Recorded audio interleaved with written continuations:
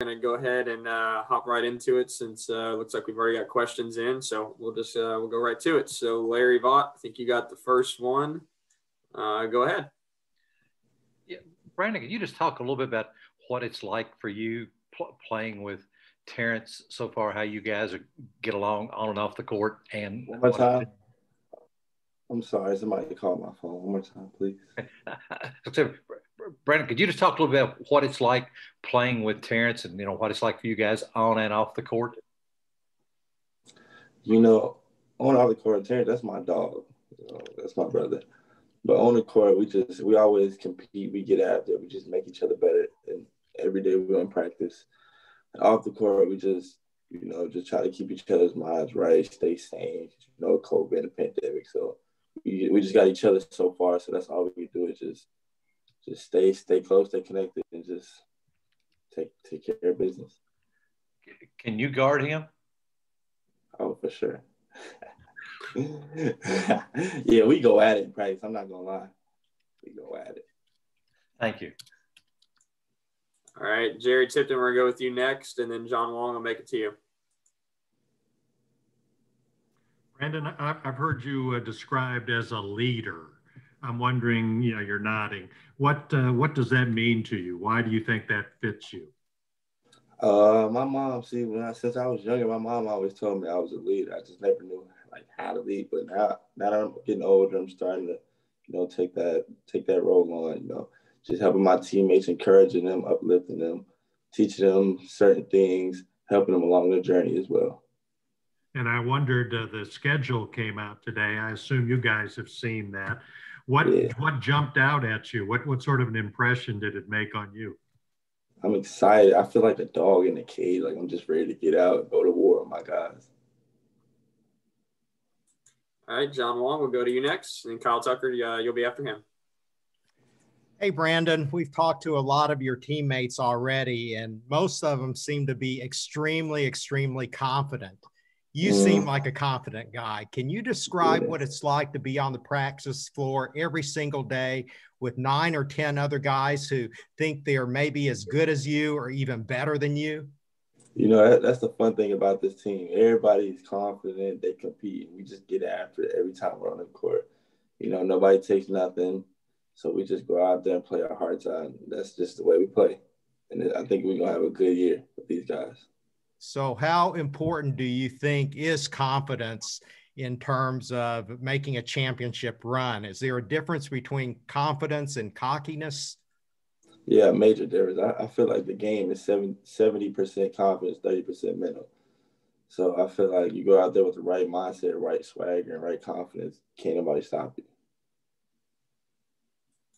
All right, Kyle Tucker, you're next, and then Aiden Alperstein, you'll be after him. Go ahead, Kyle. Yeah, BJ, I just wondered, I know he hasn't been able to practice lately because of his injury, but I wondered something specific that you can think of that Keon has done or said or given you guys in the way of leadership or just kind of showing the new guys the ropes. I feel like Keon's great. He brings his leadership and experience to the team. He tells us the things we need to do, helps us out with the plays, helps us out with what we need to do on a day-to-day basis. He's really a big impact on the team. Just as a follow-up to that, I know he was, happy to be sort of a voice as you guys tried to make some social statements. Is he a guy who kind of facilitates and leads some of those conversations that you guys have had as a team? Yeah, for sure. And that comes from experience, being here. But I feel like you can learn a lot from him just having a simple conversation from him. All right. Aiden, you've got next. Go ahead. Hey, BJ. So you played in a lot of big high school games, one to name against Chet Holmgren and Jalen Suggs. How do you think those big games will help you prepare and then eventually have success in the college level? Well, I feel like playing those big games and then big arenas with all those people, I feel like it's helped me tremendously because, in the college level, it's going to be arenas just like that. So I feel like that just helped me prepare and just act like I've been there before when the next time I play. All right, Jerry Tipton, we're going to circle back to you, and then Larry, I'll come to you. Yeah, hi. You were named to the watch list for the Julius Erving small forward. What'd you think of that? You know, I'm blessed to be on that list, but I feel like there's a lot more work that could be done. And I wonder too, you're number 3. Why number 3? I wonder if that has a sentimental attachment to you, or why 3? Nah, 3. I feel like growing up it was 11, but I feel like 3 was just I had to switch it up. It's just a new beginning, so it's my new number. I really don't even play for a number. I play for the last name on the back of my jersey. All right, Larry, you got next. For UK fans who haven't seen you play, kind of describe what they're going to get to see, and then what do you think is a fair expectation for you this year? You know, I feel like I'm bringing the confidence, the scoring, the playmaking, helping my team win. I'm just play winning basketball, play on both sides of the court, uplift my team, and just do everything I can to come out with the W at the end of the game. And what do you think is a fair expectation for fans to put on you about what you should be able to do this year? I wouldn't really put expectations on me. I'll just tell them come and watch the game. I put on the show every game. All right, we're going to go next with Tyler Thompson, and then Jeff Drummond, you'll be next. Hey, Brandon, I read that your most prized possession is a dollar bill you keep in your shoe. Yeah. Can you give us the story behind that? No, I've been doing that since the 6th grade. Just putting a dollar bill in my shoe every time I play. Because I always get some Skittles before I play. I need candy before I play any game. So I have just a dollar bill left over, and I put it in my sock and play in it. Is it the same dollar bill the whole time, or do you get them in and out? I get it the dollar bill at the beginning of the year and just keep it the whole year. All right, thanks. All right, Jeff Drummond, go ahead. Yeah, hey, Brandon, there's been a lot of talk that Cal watched a lot of the NBA playoffs in the summer and into the fall, and has incorporated some of that stuff into what you guys are doing. Have you seen some of that just from what you watched on TV to what you're doing in practice now, and how does that kind of apply to your game? Yeah, definitely. He always stresses me about moving, flying off screens like Tyler Hero and Duncan Robinson, just getting straight to the basket like Jimmy Butler was doing. Just the movement of our offense. It's like, so yeah, it's not really different. So it's like really some of the same things. So I feel like it was me watching it, me playing it, so it makes it easier.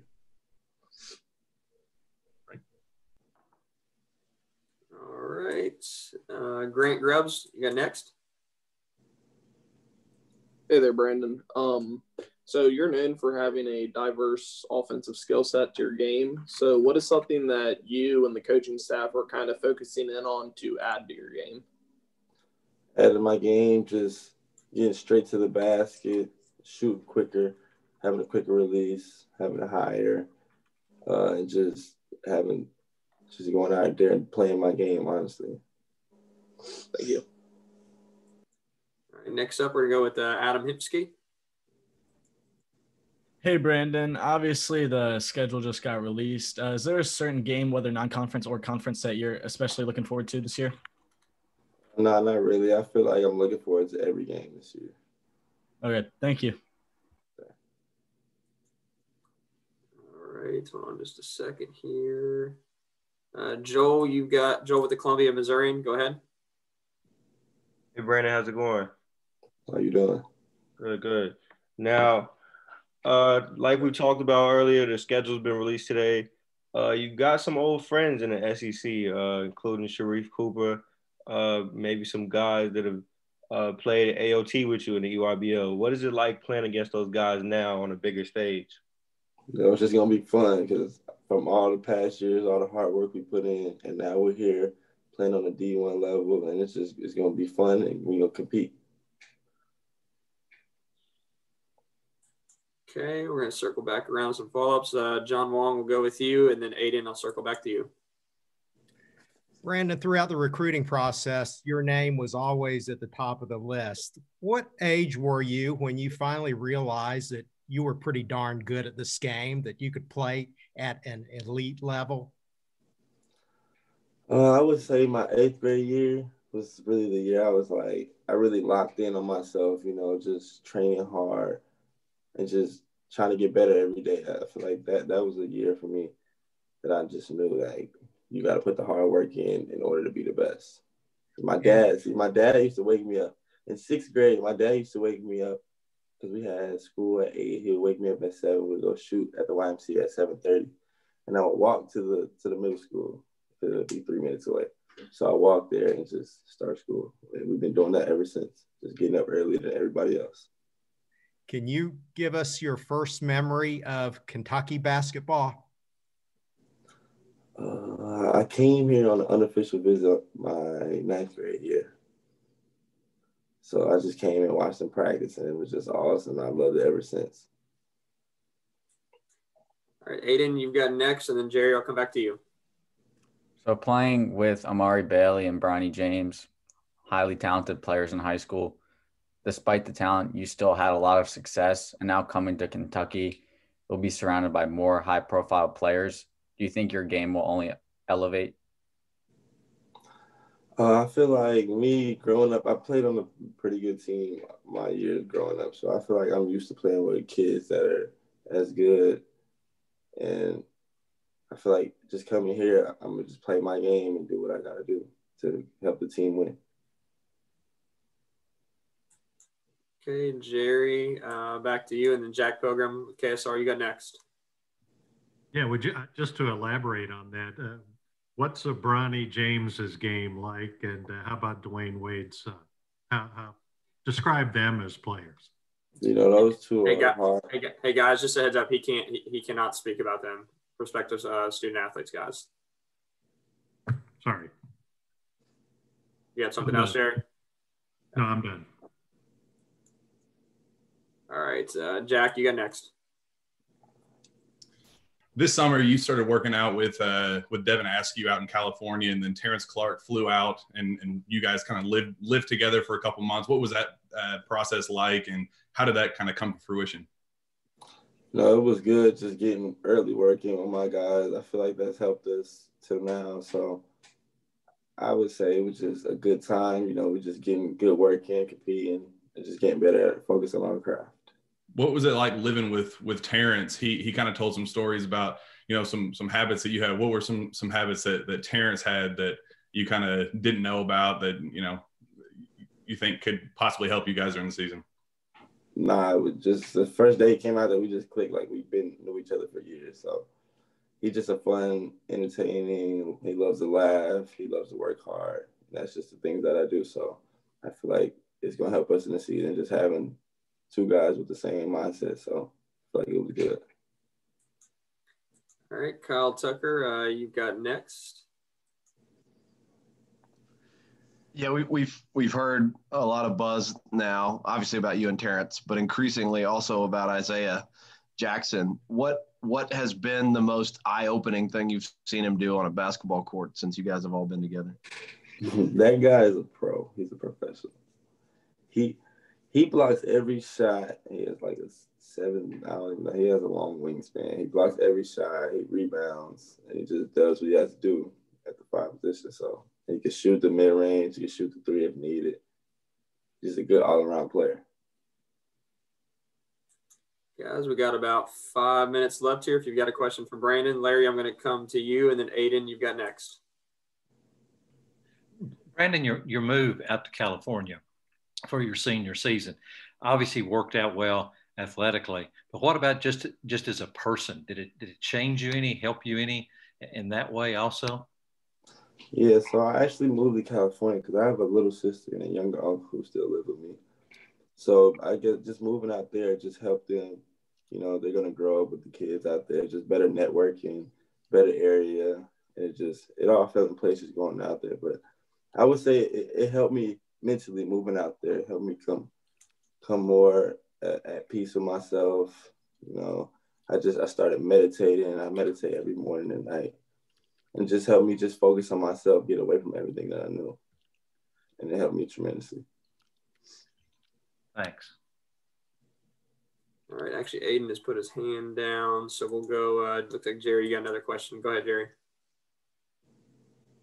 Yeah, what you said about meditating caught my attention. What every morning you said, how long each morning? How do you think it benefits you? I actually do two type of medicine. I do guided meditations and something called pranic healing. So I feel like that helps me just center my thoughts, just help me, my breathing, just help me relax, stay calm through everything. And it actually helped. Say it again. I'm sorry, go ahead. And yeah, I just been doing that for like a year, and I feel like it's just helped me tremendously in all aspects of life. How'd you get involved with that? My trainer at Sierra Kane, he actually would play it for us before practice, and I've been hooked ever since. Thank you. All right, guys. Any more questions for Brandon? I'll give it a few seconds here. Going once, going twice. All right, guys. Brandon, really appreciate you.